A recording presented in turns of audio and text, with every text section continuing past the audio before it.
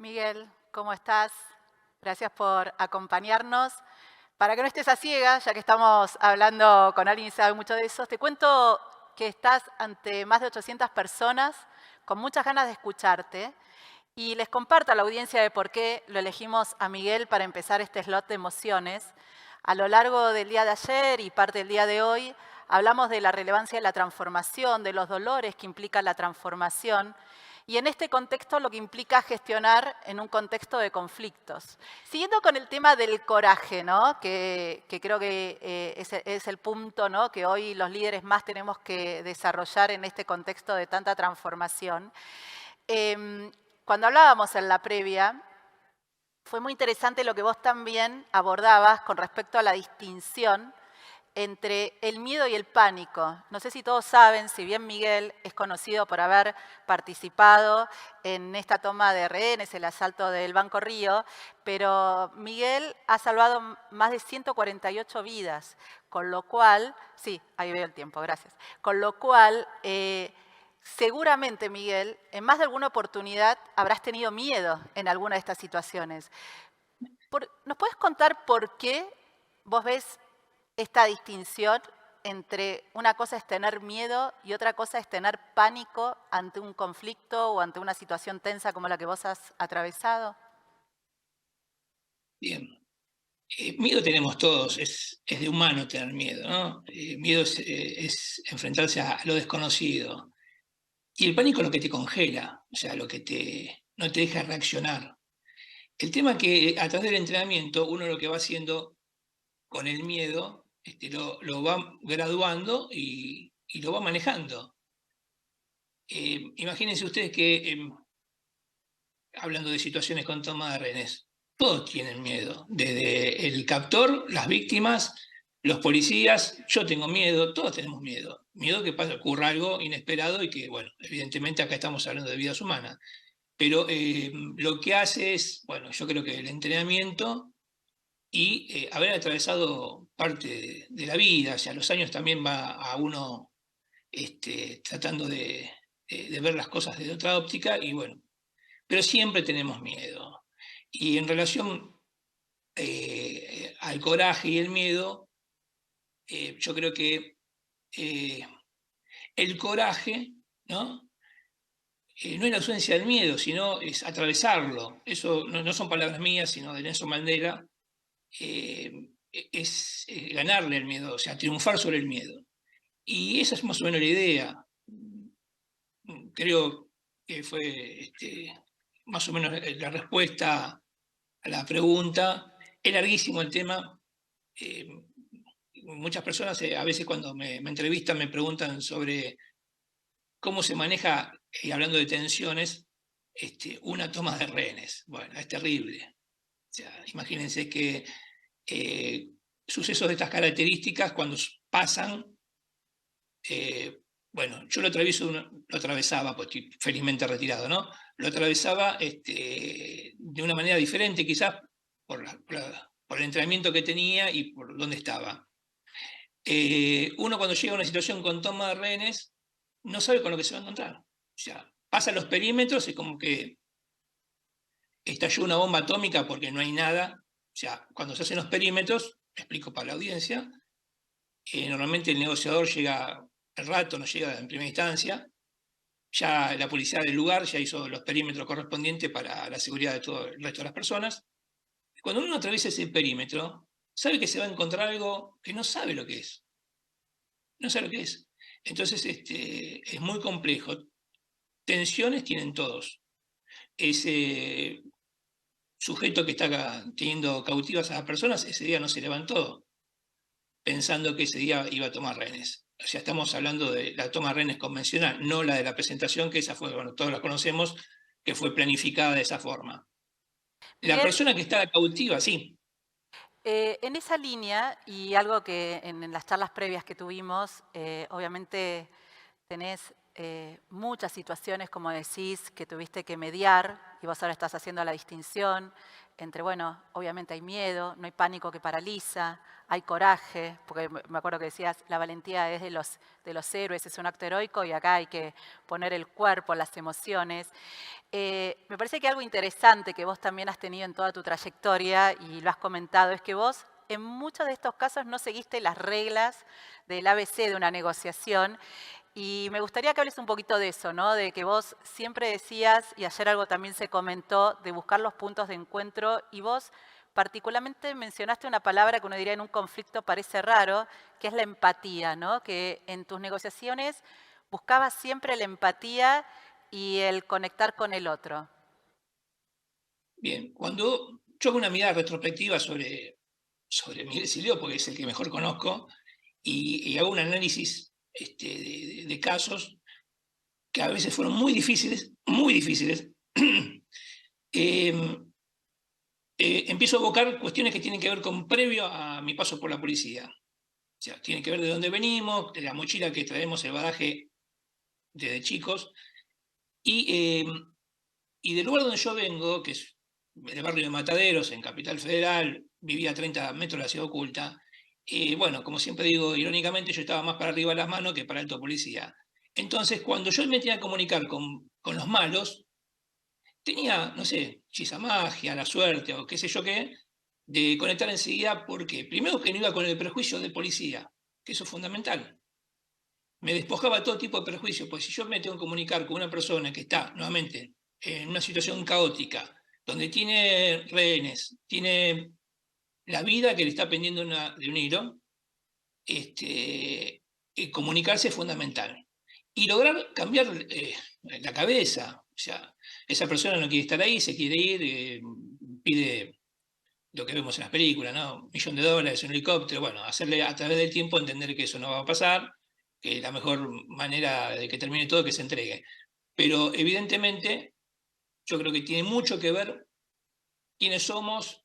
O sea, quizás ahí en la audiencia hay más de un Messi, pero que nunca tocó una pelota. Y bueno, hasta que no toque una pelota nunca lo iba a saber. Yo nunca iba a saber que tenía esta facilidad de negociar hasta que no me tocó negociar. Entonces creo que por ahí pasa un poco la cuestión. Lograr la empatía con el otro es fundamental. El medio de comunicación en estas situaciones es lo primordial. Y la información que puedo lograr de la otra persona.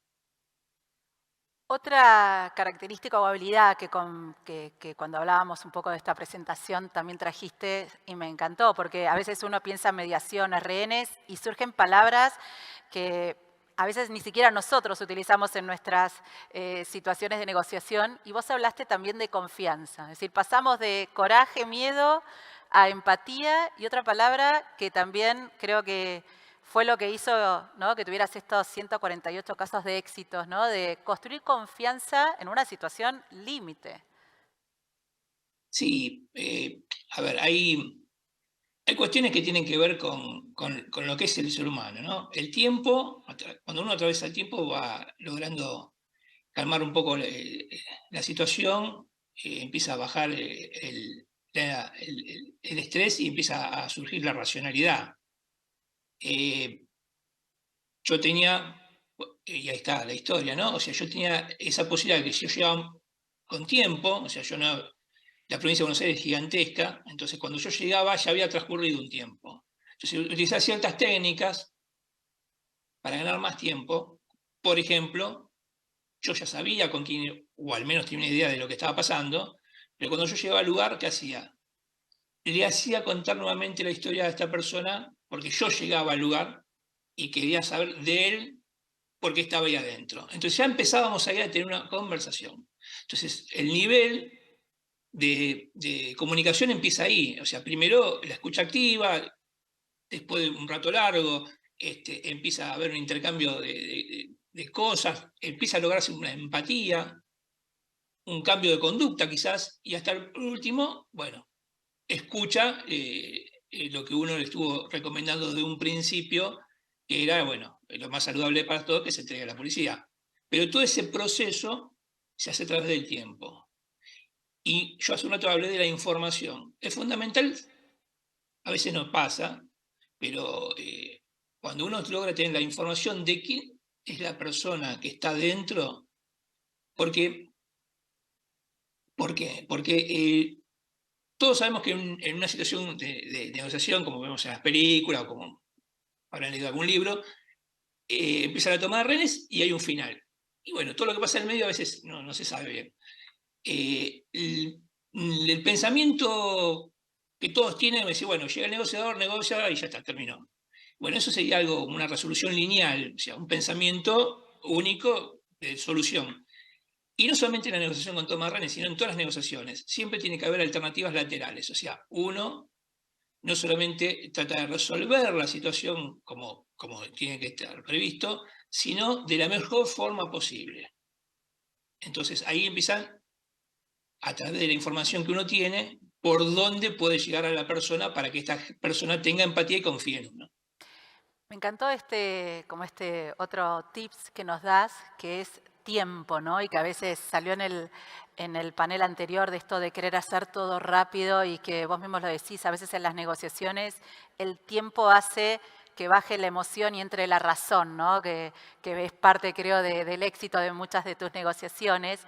Y en ese sentido, la verdad es que vos también mencionaste una técnica que entiendo que es una metodología que se utiliza, no es que es tuya, pero es súper interesante que es la escala de Cooper. No sé si podés contarnos qué es esa escala que ustedes usan para ver cómo pasar de la tensión a la emoción y para poder entender un poquitito más en qué situación emocional está el otro. Sé que aclaramos que es difícil a lo mejor de explicarla de un auditorio tan grande, pero lograste salvar vidas, mirá si no vas a lograr explicar la escala de Cooper. Sí, es terrible. Bueno, la escala de color Cooper lo hizo Joseph Cooper, que es un americano, que va de blanco, amarillo, naranja, rojo, y va subiendo la graduación del color, en la gama del rojo.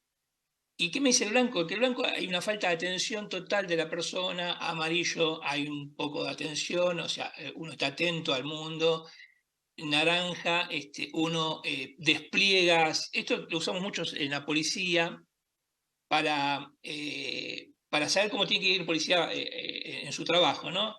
Entonces en naranja es un despliegue táctico y en rojo es pasar a la acción. Entonces, esa graduación que se va haciendo nos va dando la pauta en dónde estamos parados frente a una situación, no solamente de toma de rehenes, sino en cualquier procedimiento policial. Eso marca nada, o sea, como hay una inmensidad increíble de situaciones, de procedimientos policiales, o sea, para tener más o menos un parámetro de atención y de proceder del policía. Pero es muy complejo. Bueno, pero lo Explicarlo dejaste así. presentado y los vamos a invitar, porque con esto tenemos que ir cerrando, Miguel. Escala de Cooper es una de la verdad es que después que Miguel me lo comentó, lo estuve explorando un poquitito, es muy interesante porque tiene que ver con el entender justamente cómo podemos ir gestionando en una negociación desde la atención a la emoción. Miguel, yo te quiero agradecer, primero, creo que en nombre de todos los que estamos acá, porque has tenido un rol no solo de lo que conocimos en la película, sino que seguramente en nombre de tantas familias que habrán estado junto a esos rehenes y tantas otras personas que hoy están haciendo el mismo rol de mediador, la relevancia de lo que has hecho y lo que otros hacen. Así que gracias por este espacio, por compartir estas reflexiones y quedémonos con estos. Gestión de las tensiones. La relevancia de trabajar con coraje más que con valentía. La relevancia de saber y ser lo suficientemente vulnerables para decir en una situación compleja tengo miedo. Y es parte de cómo uno puede entrar en esa situación de conflictividad. El entender que la empatía, la confianza, la comunicación y el tiempo ayuda a que muchas veces esas situaciones tensas puedan tener resultados positivos. Muchas gracias, Miguel, por tu tiempo y por este espacio. No, muchas gracias a ustedes y dejo una tarea para los que están ahí presentes.